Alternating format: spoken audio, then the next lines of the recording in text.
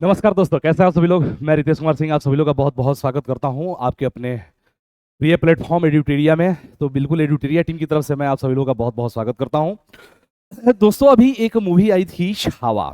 छावा का अगर शाब्दिक अर्थ की बात करेंगे तो इसका मतलब होता है शावक, यानी कि शेर का बच्चा। जो शेर का बच्चा होता है, जो छोटा बच्चा होता है, उसको शावक कहते हैं। उसी का तात्पर्य होता है छावा। इसमें एक मराठा शासक संभाजी के बारे में, उनकी वीरता के बारे में दर्शाया गया है। लेकिन जब हम बात करेंगे इस मूवी से संबंधित विवाद का, तो एक चीज को ध्यान रखिएगा। मूवी जब भी बनाई जाती है, उस मूवी का पर्पस होता है कि लोगों को इंटरटेन किया जाए और इंटरटेन के साथ साथ वो पैसे भी कमाए। तो इसीलिए उसमें बहुत सारी ऐसी चीजों को रख दिया जाता है जो इतिहास से थोड़ी सी इतर होती है, या इतिहास को तोड़ मरोड़ को दिखाया जाता है। अब एक और विवाद निकल करके आता है कि आखिर इतिहास लिखा किसने।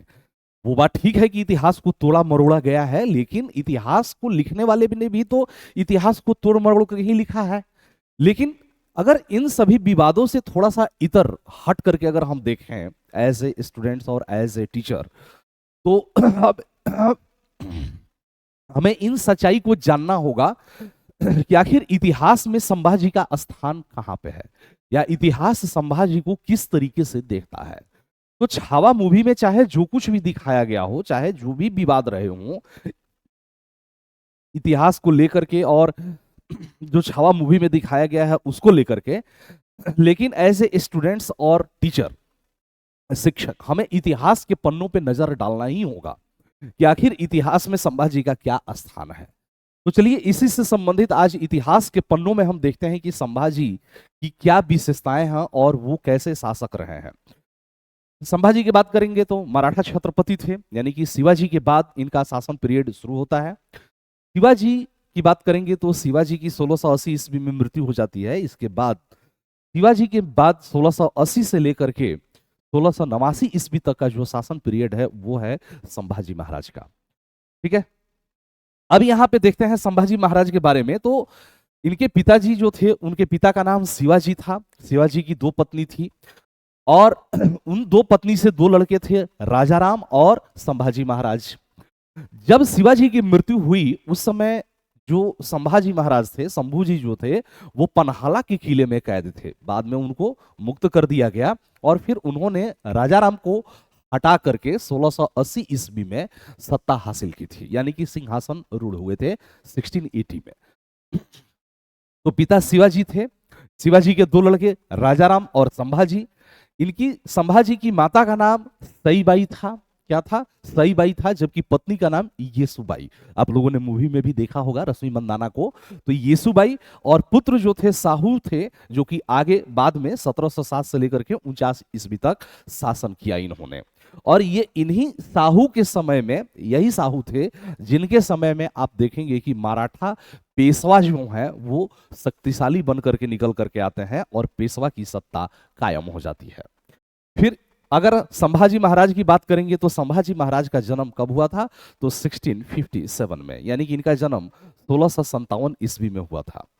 आगे बढ़ते हैं, संभाजी महाराज के बारे में बात करेंगे तो शिवाजी के दो पुत्रों संभाजी यानी कि शंभू एवं राजाराम के बीच उत्तराधिकार की समस्या उत्पन्न हो गई थी शिवाजी की मृत्यु के बाद।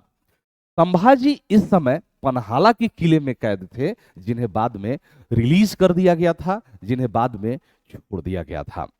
ठीक है, इसी के साथ आगे बढ़ते हैं तो संभाजी ने राजाराम को गद्दी से हटाकर 1680 ईस्वी में अपना राज्याभिषेक करवा लिया था।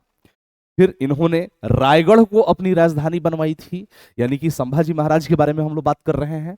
मराठा अधिकारियों पर अविश्वास के कारण अष्टप्रधान का विघटन कर दिया गया था। किसके द्वारा?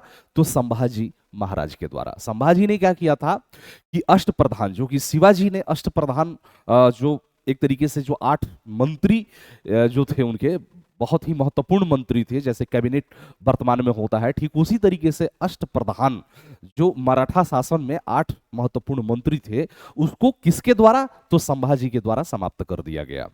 इतिहास में जब आप इतिहास के पन्ने को पलटेंगे तो उसमें यह दिखाया गया है कि जब औरंगजेब ने बीजापुर गोलकुंडा के क्षेत्र में जब आक्रमण किया था, तो उस समय संभाजी महाराज स्थिर रहे, यानी कि उस समय उन्होंने कोई एक्शन नहीं लिया कि औरंगजेब को कंट्रोल किया जा सके। ठीक है, इस बात को ध्यान रखिएगा।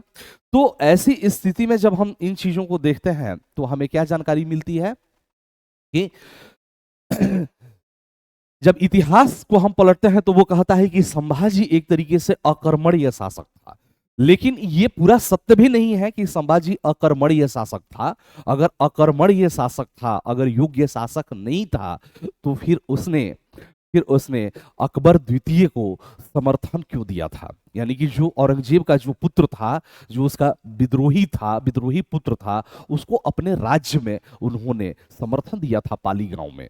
ठीक है, तो अगर मान लीजिए कि औरंगजेब के विरोधी को अगर कोई संरक्षण दे रहा है तो इतना भी अकर्मण्य नहीं होगा। हाँ, लेकिन इतिहास ये कहता जरूर है कि ये अकर्मण्य थे। ठीक है, चलिए, तो इन्होंने रायगढ़ को अपनी राजधानी बनाई, मराठा अधिकारियों पर अविश्वास के कारण अष्टप्रधान का विघटन कर दिया, और एक उत्तर भारतीय ब्राह्मण थे जिनका नाम है कवि कलश।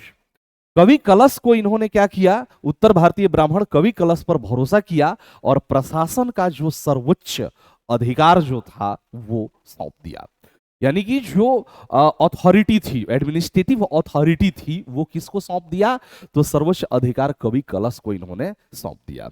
षड्यंत्रों के कारण संपूर्ण शासन काल दुष्प्रभावित रहा।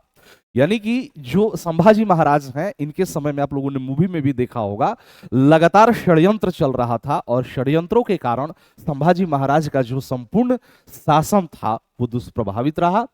केशव भट्ट और उमाजी पंडित जो थे, इनके गुरु रहे थे। कौन रहे थे? तो केशव भट्ट और उमाजी पंडित संभाजी महाराज के गुरु रहे थे। इन्होंने जंजीरा के सिद्धियों से संघर्ष किया। न सिर्फ जंजीरा के सिद्धि, बल्कि पुर्तगालियों एवं अंग्रेजों के साथ भी संभाजी महाराज का संघर्ष हुआ था। अरे बात समझ में? फिर संभाजी ने पाली गांव में औरंगजेब के पुत्र अकबर द्वितीय को संरक्षण दिया था। और जाहिर सी बात है कि अगर इन्होंने अकबर द्वितीय, जो कि औरंगजेब का दुश्मन है, औरंगजेब का विरोधी है, अगर उसको इन्होंने संरक्षण दिया है तो ये कमजोर शासक कहीं से नहीं है। ठीक है, आगे बढ़ते हैं। फरवरी 1789 ईस्वी को संगमेश्वर, जो कि मूवी में भी आप लोगों ने देखा है, फरवरी 1789 ईस्वी को संगमेश्वर के पास नावड़ी गांव में संभाजी और कवि कलश को मुगल सेनापति मुकर्रब खां ने बंदी बना लिया। किसने बंदी बना लिया? तो मुकर्रब खां जो था, फरवरी 1789 ईस्वी को संगमेश्वर के पास नावड़ी गांव में संभाजी और कवि कलश को मुगल सेनापति मुकर्रब खां ने बंदी बना लिया। इन्हें बहादुरगढ़ लाया गया। पुनः 3 मार्च 1689 ईस्वी को बहादुरगढ़ से कोड़े गांव इनको लेकर के आया गया। कहां पे? तो बहादुरगढ़ से इनको वापस कहां पे लाया गया? तो कोड़े गांव लेकर के आया गया। और जब हम बात करेंगे तो 11 मार्च 1689 ईस्वी को संभाजी एवं कवि कलश की यातना देकर के हत्या कर दी गई। ये मूवी में भी आप लोगों ने देखा है कि किस तरीके से उनको यातना दी गई है, परेशान किया गया है, उनको तड़पाया गया है।